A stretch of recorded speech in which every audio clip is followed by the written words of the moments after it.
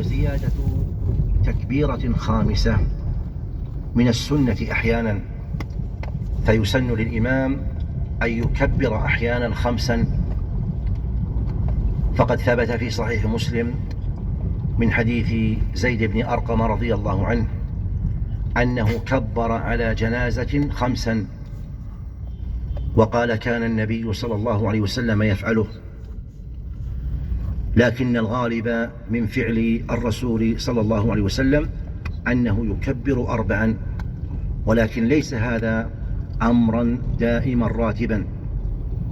وعلى هذا فالمشروع للإمام أن لا يداوم على 4، بل يكبر أحيانا 5، ليفعل السنة على جميع وجوهها الواردة، ولينشر السنة بين المسلمين. وعلى هذا فهذا الأخ السائل قد أخطأ في عدم متابعة الإمام في هذه التكبيرة الزائدة، لأن الواجب عليه أن يتابعه لما تقدم من عموم قول النبي صلى الله عليه وسلم: إنما جعل الإمام ليؤتم به فلا تختلفوا عليه. ثم قال: فإذا كبر فكبروا، فتدخل هذه 5 في عموم الحديث. نعم.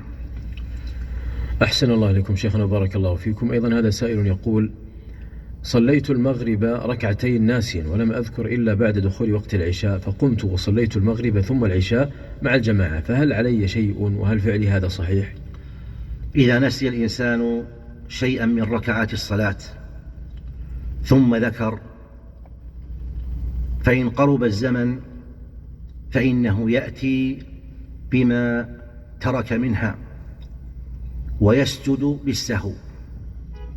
ودليل ذلك ما ثبت في الصحيحين من حديث أبي هريرة رضي الله عنه أن النبي صلى الله عليه وسلم صلى إحدى صلاتي العشي 2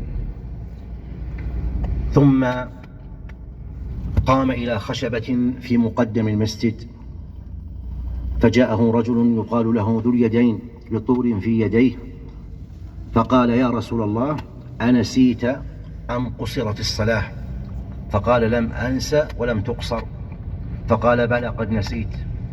ثم لما تحقق النبي صلى الله عليه وسلم من الأمر بسؤال الصحابة قام فتقدم فصلى ما ترك، وبنى على صلاته السابقة